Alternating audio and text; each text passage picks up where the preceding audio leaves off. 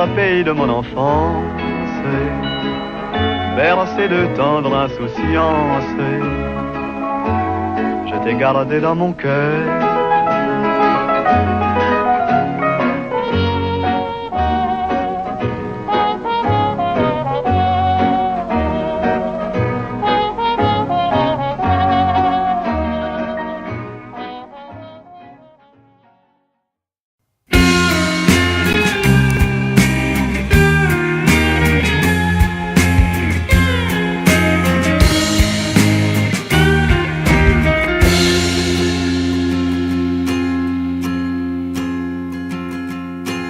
On me dit que je suis paresseux, que je ne fais que ce que je veux, c'est-à-dire pas grand-chose. On dit que je me... Je crois qu'elle s'appelle Bambi. Comme toute Lulu. Il y a les miradors là-haut pour la chasse. Ouais. T'arrives à la voir? Ouais. Ouais, il est sur le film là.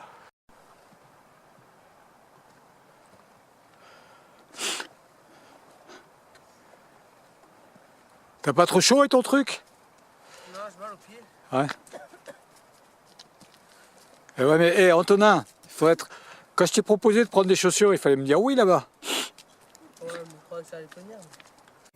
Je suis désolé, je n'ai que deux pieds, je n'ai que deux pieds, franchement désolé.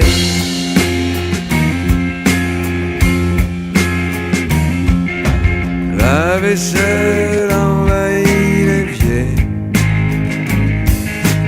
et le linge déborde du panier. T'as vu, on n'est pas si loin que ça. J'ai les cheveux sales, je suis barbu, mais je m'en vais, mon café bu. Je suis désolé, je n'ai que deux pieds, je n'ai que deux pieds, franchement désolé.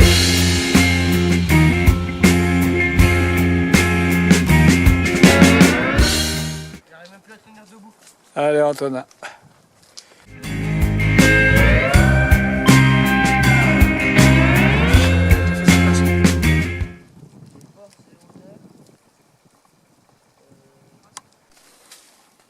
Et voilà. Par un temps, par moins 30, nous sommes en Sibérie. Antonin avance péniblement. Le froid lui brûle les voies respiratoires.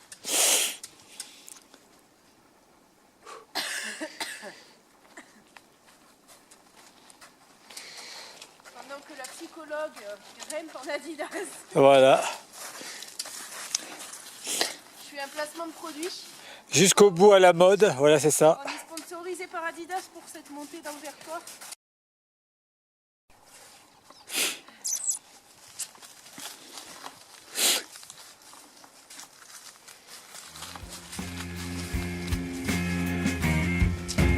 Elle me dit que je suis en retard, Bien, Amandine. Allez Antonin. que je me coiffe avec un pétard. Elle veut déplacer les meubles, Allez Antonin, je les derniers suis mètres. pas là pour déplacer les meubles. Je suis désolé, je n'ai que deux pieds, je n'ai que deux pieds, franchement désolé.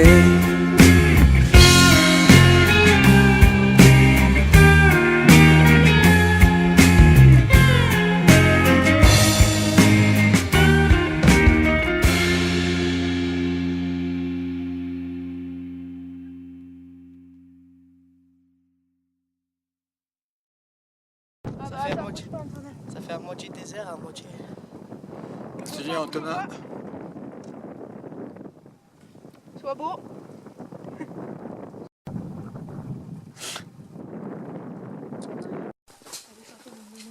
Allez-y, passez. Hein. Regarde dans les yeux, on se retombe au cocktail. Regarde, on dirait pas des de noix de coco? Ouais, si, ouais. Si on les met... Ils tombent des arbres. Merci.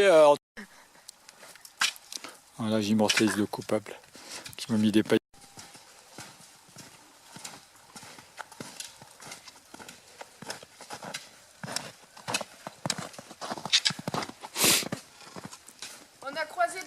qui fait.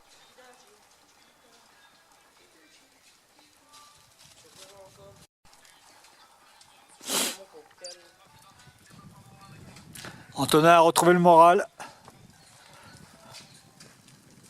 Ouais, vite fait.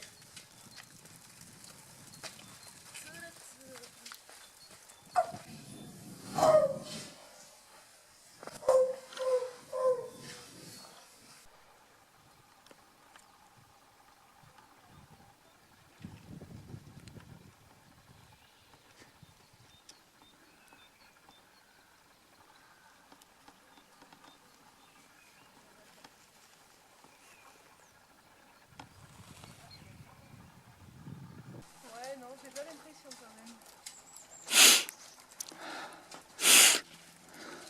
Antonin aussi, il a bronzé. Ça va être bien à la boxe, on voit mieux le visage là. Pouvoir taper dedans. Voilà. C'est pas trop mal, hein. Ouais, moi je vais pas la boxer. Je pourrais vous épater. Je sais reconnaître mon taux d'énergie. Et là, personne peut nous arrêter. David, il va prendre peur quand il va voir le chemin par lequel on passe. J'ai des gouttes là. J'ai plein de peau sous mes chaussures. Il est au moins 2 cm là. C'est Julien qui va être content qu'il va voir tes chaussures. Je vais rentrer à l'appart. Ah là là, attention, hein, là, si tu tombes, t'es couvert de boue là. Regarde que là ça glisse encore plus là. Trempe tes chaussures dans la tête, dans la neige, tu comprends?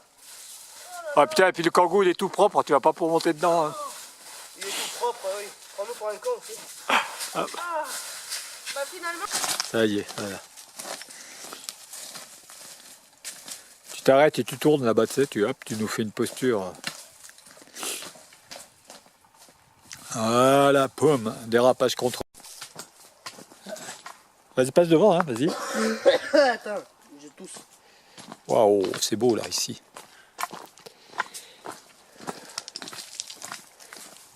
Les arbres, ils sont superbes ici. Hein. Regarde le gros, c'est celui que tu as photographié tout à l'heure. Écorché. Il n'y avait plus de peau. Du coup, j'étais allongé, il m'avait mis des sparadraps. Faut prendre quoi le virage? Ouais, faut Ouais, prendre parce le que là, c'est un virage. peu Là. dangereux là. Fais-nous un dérapage contrôlé. On a essayé de faire les bancs. Hein. Voilà. Non, c'est un luge, les grosses luges là. Les dérapages. On voit avec le pli du pantalon. Le pire, c'est quand je la lève. Là. Quand je la lève, elle est comme ça. Mon pied, je sens, il fait dzz. Purée, on était tout là-haut. Mais Bon, finalement, la boxe, ça sera pour une prochaine fois, tu vois. Ah, tu raisonnes, c'est bien. Vu que je sens que t'es fatigué. Je vois que tu as Les fréquenté sols. une psychologue là. Je sens les gouttes d'eau qui coulent. Vas-y, va, ça y est.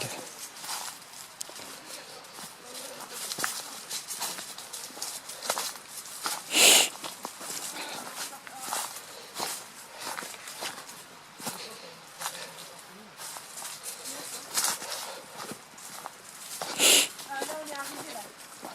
On est complètement arrivé là. C'est une passe devant, ton nez. Mais si, il fait la vie d'arriver. Il te filme. Non, non, il fait le papy depuis tout à l'heure, il descendait. Comment ça, il fait le papy? Attention. Si je fais le papier, elle va mettre un coup de bâton pour que je l'accélère. Alors, le ressenti. Qu'est-ce que tu as contre les papys?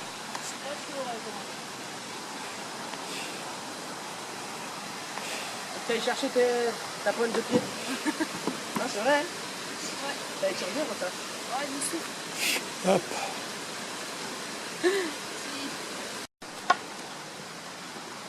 Et voilà, j'étais plein de ciment, mes godasses. Elles sont toutes propres maintenant. Ouais. Tu prends en vidéo là? Moi, j'aime bien les villages. Ah si, le village de mon enfance. Regarde, rue de la Soif. Tu peux une paire godasses? Il y en a une à l'entrée.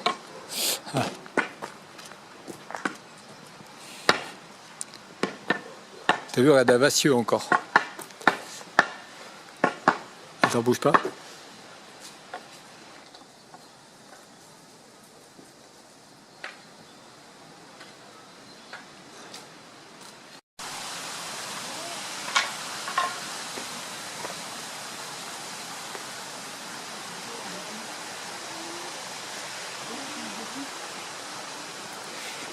C'est ça chez mon père.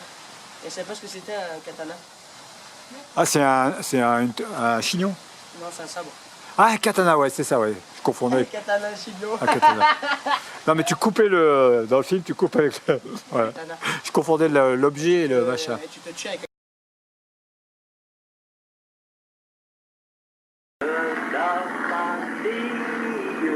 Le 31 août 2002 est baptisé un col du nom de Jérôme Cavalli à Combeauvin, dans le Vercors.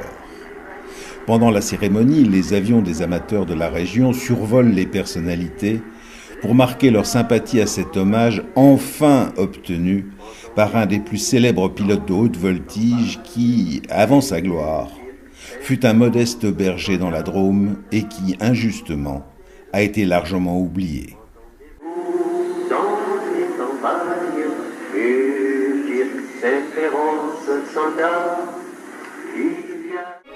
In France, novelties are taken more seriously. The President of France, M. Poincaré, visited a flying meet. Jérôme Cavalli est né en 1905, donc très exactement l'année où furent tournées ces images à Paris, lors d'une des toutes premières démonstrations de ce que pourrait être, peut-être un jour, l'aviation. Mais il faut bien reconnaître qu'alors, on prenait les premiers aviateurs pour des fous aimables. Ça se comprend. Leurs machines avaient vraiment parfois de drôles d'airs.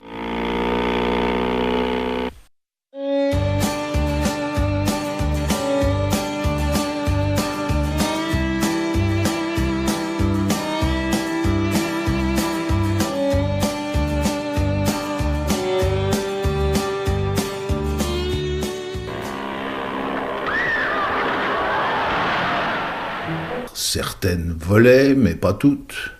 Parmi les inventeurs, certains avaient vraiment toutes les audaces et tous les espoirs. Et franchement, certaines machines faisaient plus penser à des moissonneuses-batteuses qu'à des avions, du reste avec le même résultat qu'une moissonneuse-batteuse pour ce qui est du décollage. Toute la carrière de Jérôme Cavalli est le reflet de l'enthousiasme que va susciter l'aviation dans une génération entière.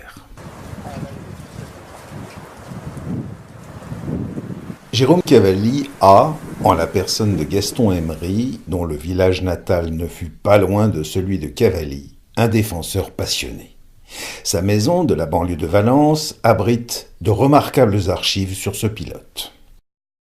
Vous-même, avez-vous jamais rencontré Jérôme Cavalli? Si, quand il était venu en permission à l'église de l'Escoulin en 1937. Et à ce moment-là, j'étais gamin et je l'ai admiré avec ses bottes et puis évidemment la casquette d'aviateur qu'il avait. C'est la seule fois que je l'ai aperçu. En 1937, on commençait chez nous à voir un peu des autogires qui survolaient par là-haut. Il y avait un peu de l'aviation. Qui est Jérôme Cavalli au début, enfin son enfance? L'enfance de Jérôme Cavalli, elle est le fils d'un entrepreneur de travaux publics.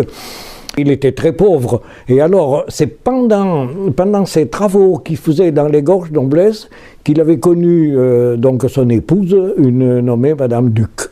On raconte que Jérôme Cavalli a fait le berger et qu'il voyait justement les premiers avions qui passaient. Est-ce que c'est vrai? Exactement. Parce que après que son passage à La Pérouse-Mornay, où il est né, donc il est né le 25 octobre 1905 à La Pérouse-Mornay, et après son passage, son père est mort. Il a été adopté à Peine-le-Sec par une famille Audra qui lui a aidé à s'élever jusqu'à un certain moment, à l'âge de 18-19 ans, où alors là-haut, il voyait passer des avions un peu. Et c'est ce qui l'a motivé à vouloir s'engager dans l'aviation. Alors, il a fait ses premiers débuts vers Chalon-sur-Saône, je crois, quelque chose comme ça. La guerre de 14-18 va distinguer des as de l'aviation comme Georges Guynemer ou Charles Naguesser, autant de personnages auxquels toute une jeunesse voudra s'identifier.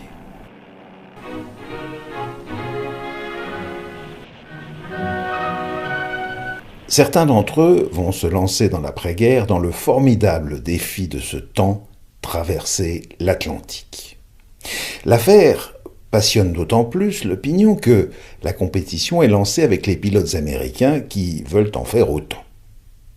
Nungesser et Colli se lancent début mai 1927 à bord de leur avion l'Oiseau Blanc.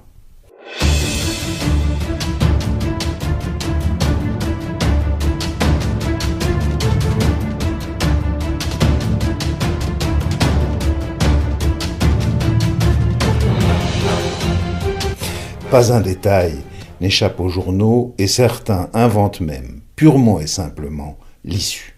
Car, malheureusement, on ne saura jamais ce qu'ils sont devenus. Mais ce vol a tellement passionné que jusqu'en 2010, des expéditions auront lieu pour retrouver des restes de l'avion. Il a peut-être été abattu par des trafiquants d'alcool non loin des côtes américaines. On était alors en pleine prohibition et l'Oiseau Blanc a pu être confondu avec un appareil des douanes. 12 jours après leur tentative, Charles Lindbergh réussit la traversée à bord de son Spirit of St. Louis.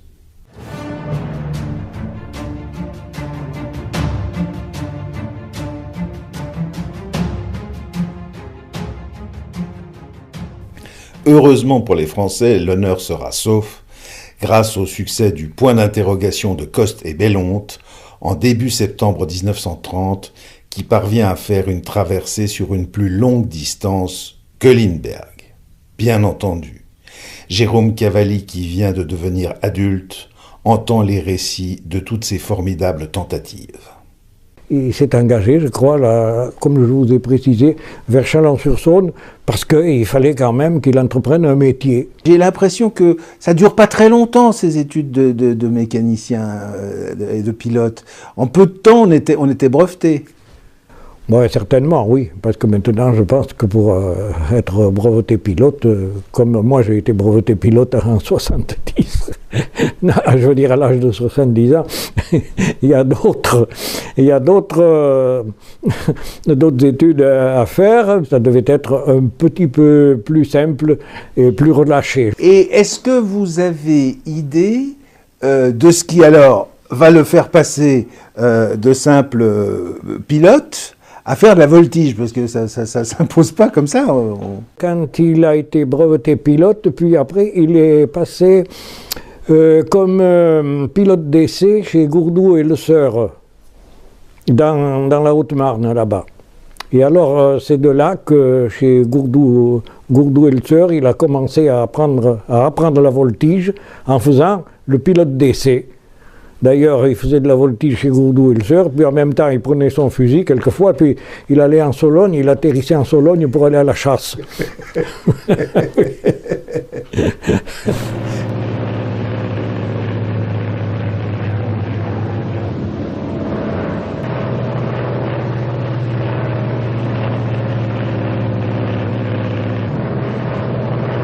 Chez Gourdou-Le Seur, il s'est mis à voltiger, puis après, il a été pris dans des clubs de voltige, comme ça, même qu'il faisait un petit peu des facettis, bien souvent, comme une fois à Istres, c'était interdit de voler sur le dos, la base d'Istres, il est volé sur le dos, alors il ramassait des jours d'arrêt exprès, exprès pour que ça fasse bien dans son décor. Et c'est justement même à Lyon, une fois, en faisant de la voltige, qu'il a dépassé les mesures de sécurité, et alors on l'a mis aux arrêts de rigueur. Et alors c'est là, aux arrêts de rigueur, qu'il y a évidemment une belle princesse qui est venue le voir, et puis qui se sont mariés par la suite. Ah, c'est trop beau. Voilà. Et c'est celle qui a été son épouse, et qui est décédée à 94 ans.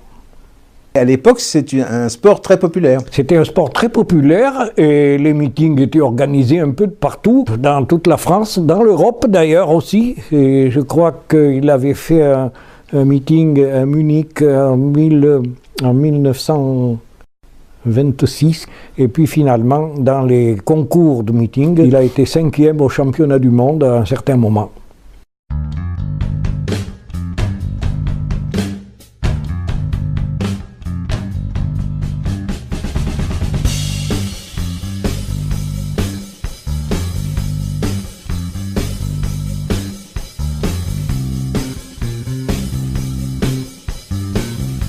Qu'est-ce qu'on sait du caractère de Jérôme Cavalli? Est-ce qu'on a des témoignages qui permettent de dire le genre d'homme que c'était? Oh, je ne pense pas qu'il était tellement autoritaire. Il était beaucoup plaisantin. Paraît-il qu'il chantait beaucoup de chansons un peu plaisantines. Gaston Emery n'a donc rencontré que très furtivement Jérôme Cavalli. En revanche, Léon Liamas, lui, fut quelque temps mécanicien aux côtés du pilote. Mais c'est lui qui a ressuscité le souvenir de Cavalli. De recherche en recherche, on est arrivé à savoir, et puis alors avec Léon, tout ce qui s'est passé. Ah, mais Cavalli, il était connu comme le loup blanc. Hein. Il avait fait parler de lui parce qu'il avait fait des acrobaties. Même les Allemands le connaissaient par cœur. Et ils voulaient le descendre. Ils voulaient le tuer. Parce qu'ils avaient peur d'un pilote comme ça. Ils disaient, il va nous tuer combien de gens? Oui, il était très liant. Hein. Quand je suis arrivé, il a commencé à me tutoyer. Puis alors, c'était un bout en train formidable. Et là, j'ai vu le grand Cavalli, pour lequel on travaillait à rendre hommage. J'ai tout de suite téléphoné à monsieur. Par un pur hasard, Jérôme Cavalli va croiser un tout jeune homme, Léon Liamas, fils d'un émigré espagnol, venu s'installer au Maroc, qui est alors un protectorat français. Léon Liamas, malgré des débuts comme apprenti tailleur, ne rêve que d'une chose, devenir mécanicien. Donc là, je faisais un deuxième apprentissage. Alors là, ça me plaisait beaucoup. Ça me plaisait beaucoup. Et j'ai même donc appris à conduire très tôt. Parce que le soir, le matin, on sortait les voitures qu'on avait garées dans le garage pour les mettre à l'abri, les sécuriser. Et le soir, il fallait toutes les rentrer. Et donc, moi, j'étais aux anges. La première fois que j'ai conduit une voiture, c'était une Renault qui avait une Viva Stella qui avait un moteur de 8 cylindres. Elle avait un capot qui n'en finissait pas. Je pourrais vous faire voir la photo, là. J'ai des documents. Et j'avais mon cœur qui était à la gorge.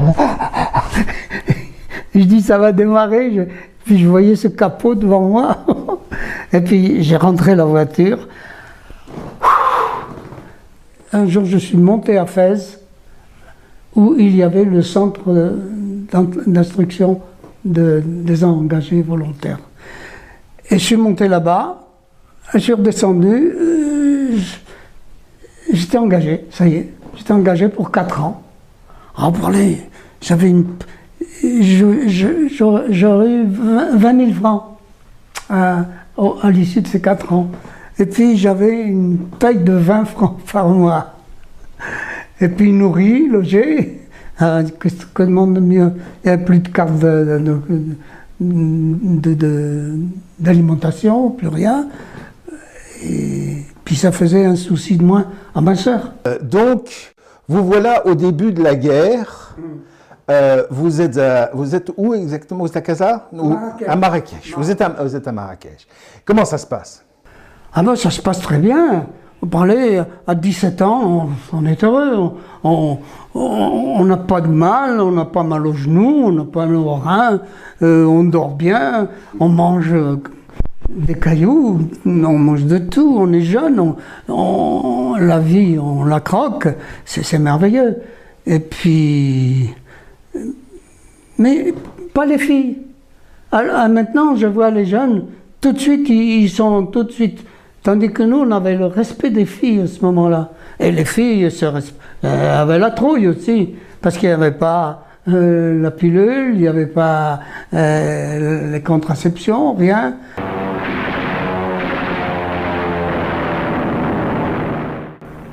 Le 8 novembre 1942, les Américains, sortant de leur neutralité, débarquent en Afrique du Nord, aussi bien au Maroc qu'en Algérie.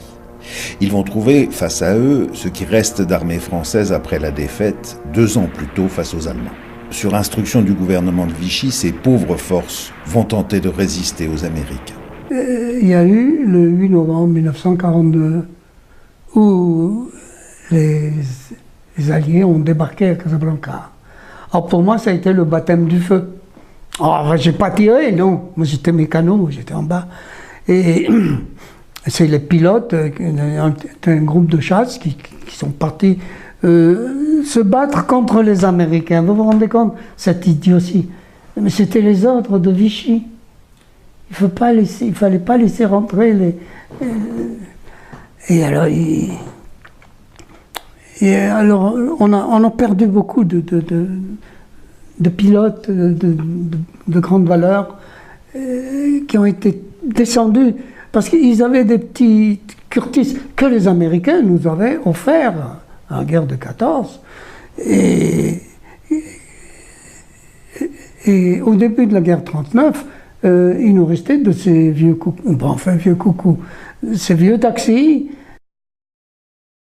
Une fois ralliés aux vainqueurs américains, des unités françaises, notamment le groupe aérien Lafayette où sert Jérôme Cavalli, s'installent dans la base aérienne de Tel Ept en Tunisie, d'où l'on combat les troupes allemandes de Rommel qui sont en Libye.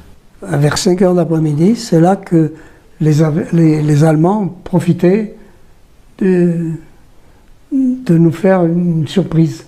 Ils arrivaient dans le soleil couchant, au ras d'une colline, et on ne les voyait pas venir. C'est quand ils étaient sur nous, quand on avait déjà eu des rafales de mitrailleuses, qu'on savait que c'était une attaque, et ils avaient laissé derrière eux des traces. Et un jour, j'en avais assez de jeter des pelles de terre. Je voyais tous les gars qui étaient là-bas. Alors je plante ma pelle dans le tas de terre et je descends chercher ma gamelle qui était en bas. Et en remontant, je dis, mon lieutenant, il venait d'être promu au grade de sous-lieutenant. Donc il me dit, oui, on y va, c'est une bonne idée, c'est l'heure. J'ai commencé à marcher. J'ai fait à peu près 50 mètres. Quand je vois un avion à nous qui se posait. Et derrière un autre qui suivait en mitraillant. C'était un Allemand qui savait que les avions se posaient là. Et alors le gars qui se posait, il a su qu'il avait quelqu'un derrière lui. Alors il a remis la gomme, il est reparti. Puis je vois passer un autre avion. Alors celui-là, il était bien éclairé par le soleil couchant, là.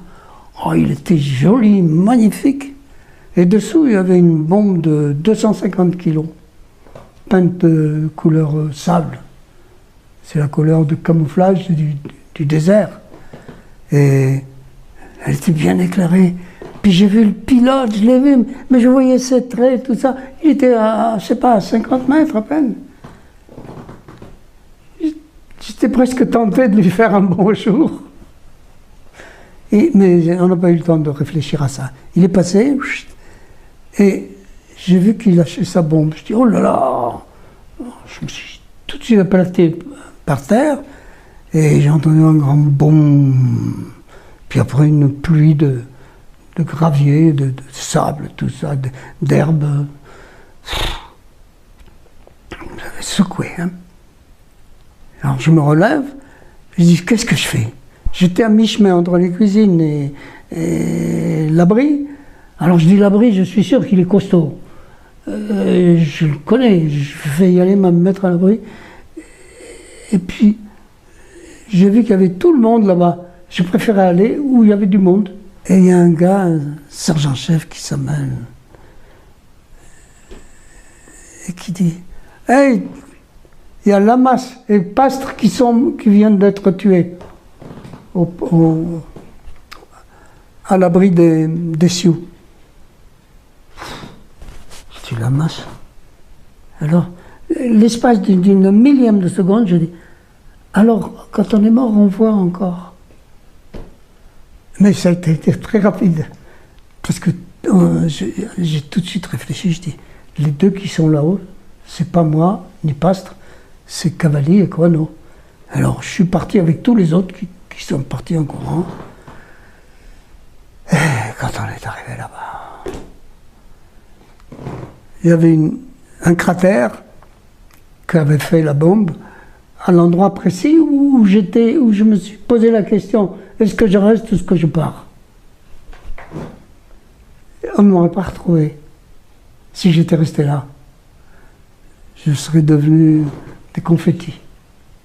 À partir de ce jour-là, j'ai dit t'es en sursis.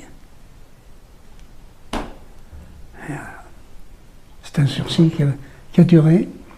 Ah, ce soir-là, pour m'endormir, j'ai mis du temps.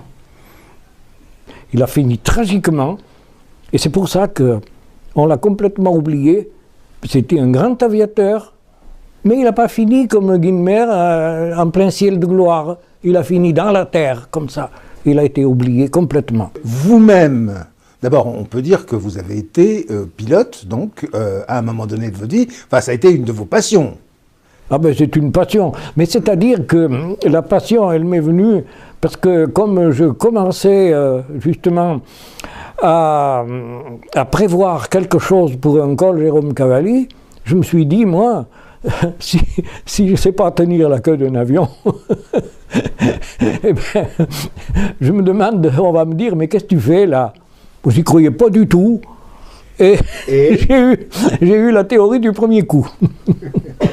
Et j'y croyais pas du tout. Je souhaite la bienvenue à vous tous, mesdames, mesdemoiselles, messieurs, et particulièrement à monsieur le capitaine Brancato, pilote de chasse au groupe Lafayette de Luxeuil. Un jour, c'était Yvonne Caillé, que vous connaissez, qu'on était allé voir.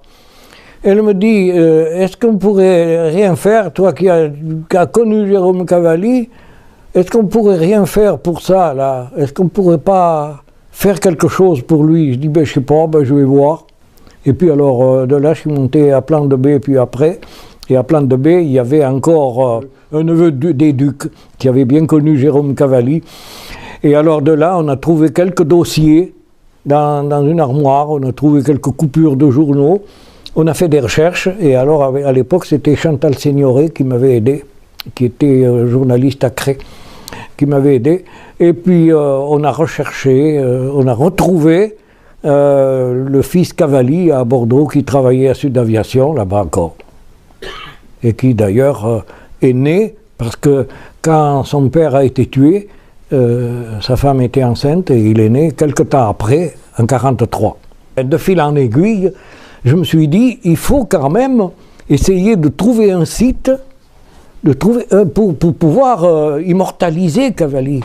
On m'a dit que les cols portaient jamais le nom d'une personne très rare. Et puis j'ai commencé les tractations, Parc du Vercors et tout ça. Il a fallu un nombre incroyable d'autorisations dont je vous ai montré, il y en a 10 kilos d'autorisations de partout. Ça a duré à peu près 6 à 7 ans pour avoir finalement l'autorisation de faire ce col-là.